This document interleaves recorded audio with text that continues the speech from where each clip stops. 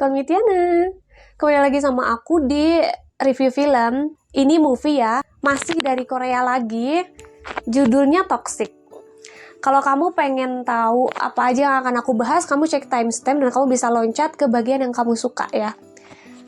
Langsung aja sesuai judulnya. Jujur aku waktu pertama tahu ini film judulnya Toxic, aku kira toxic yang kayak zaman-zaman sekarang gitu loh, kayak mental health kayak apa gitu ya. Tapi ternyata ini beneran toxic yang racun, seracunnya racun gitu loh guys. Dan yang lebih mengejutkan lagi adalah film ini diangkat dari satu tesis gitu. Ini tahun 2011 dan ini tuh diangkat dari kisah nyata kabarnya ya. Aku nggak tahu ya film ini tuh dicekal atau nggak di negaranya, tapi ini merupakan kritik pemerintah gitu ya guys, kalau aku lihat ya dari filmnya. Oke, kita langsung ke filmnya ya.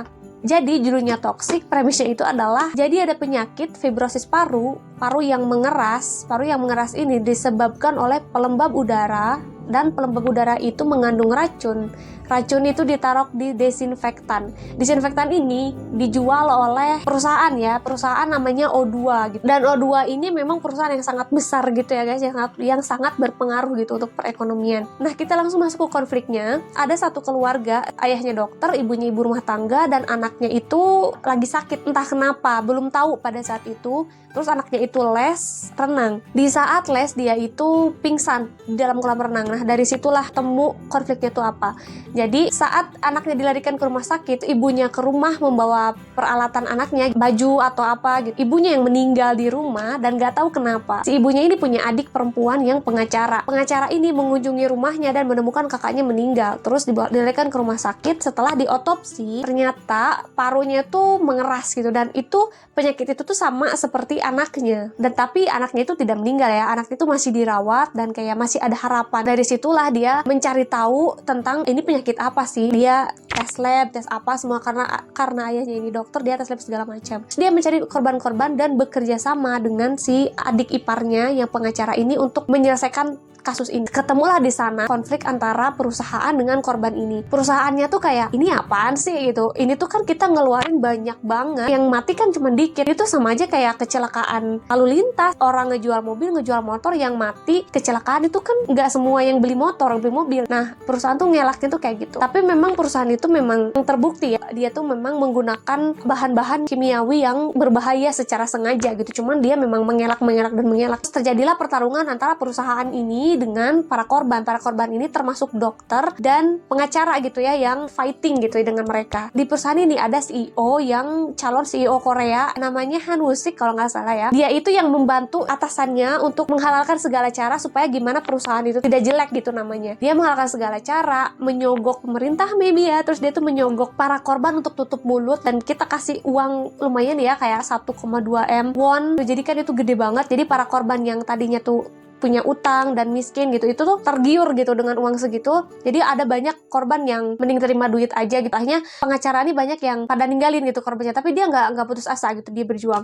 Dan sampai kayak gimana pun ini si perusahaan itu kuat banget. Ini kuat banget gitu, susah banget dikalahkan. Tapi ternyata klimaksnya adalah ketika calon CEO Korea ini yang Han Woo-sik ini, dia itu ternyata korban juga, korban dari kejahatannya mereka, dan dia itu berusaha mengalahkan perusahaan dari dalam gitu. Dan dia bekerja sama dengan dokter yang istrinya meninggal tadi, gimana caranya supaya kita memenangkan ini gitu. Akhirnya mereka tuh berstrategi, Han Woo-sik ini mengorbankan dirinya sendiri dulu, masuklah dia ke penjara. Disitulah kayak kelihatan kayak O2 itu menang gitu ya. Tapi dibalik itu, dia tuh keluar penjara lewat pengacara yang adik ipar dari dokter itu. Terus endingnya tuh gimana? Jadi endingnya tuh epic banget sih menurut aku, reality banget gitu. Perusahaan ini kan udah nggak bisa dilawan nih. Jadi korban ini mengajukan kayak mediasi atau dealing gitu sama pemerintah. Yang lucunya itu pemerintah kayak menteri A, menteri B, menteri C saling salah-salahan. Korbannya tuh kayak, Pak ini korban udah banyak, semua tuh udah pakai inilah, pakai apa, oksigen gitu ya, kayak ini kita udah ada yang nggak bisa jalan, udah semuanya di kursi roda, lalalala. Tapi pemerintah tuh kayak,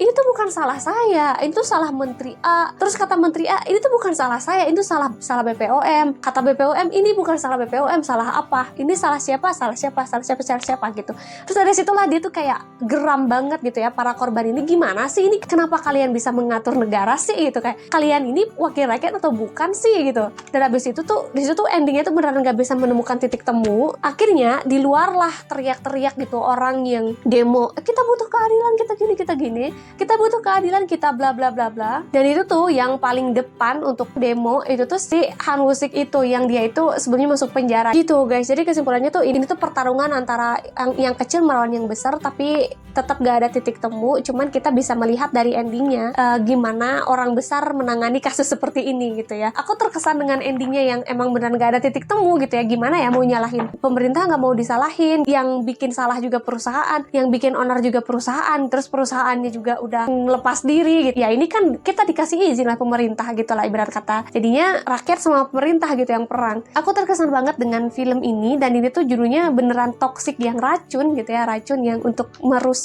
kita dapat penyakit secara sains. Aku udah bilang di awal tadi, aku nggak tahu apakah ini dicekal atau enggak gitu, tapi ini memang kritik pemerintah banget sih, dan berani banget, dan ini juga diambil dari kisah nyata loh, gak main-main. Dan kabarnya sih si disinfektan ini tuh memang dia tuh dijualnya hampir dibeli oleh setengah dari populasi orang Korea gitu. Cuma alhamdulillahnya mereka keburu sadar dan mengurangi korban jiwa. Oke, segitu pembahasan filmnya guys. Kalau moral value menurut aku dari film ini adalah ya kita gak bisalah mempercayakan, menggantungkan hidup kita kepada siapapun gitu, termasuk ke negara, karena ya gimana pun mereka nggak akan bertanggung jawab sepenuhnya gitu. Intinya tuh kayak lebih berhati-hati aja untuk memakai produk, untuk membeli, dan untuk percaya kepada perusahaan itu, kayak untuk melindungi supaya diri supaya lebih sehat, ini ya makan dan lebih olahraga aja sih gitu. Pakai pelembab udara, pakai ini itu juga mungkin AC tuh udah teraman kali ya gitu, nggak usah pakai disinfektan atau apa-apa lagi lah gitu, selama kita nggak ada gangguan apa-apa. Jadi pesan dari aku, hati-hati guys untuk hidup, terutama untuk kesehatan. Oke, makasih ya udah nonton sampai akhir. Kamu nonton ini juga nggak? Terus gimana value versi kamu? Gimana value yang kamu dapat versi kamu? Kamu boleh cerita di bawah.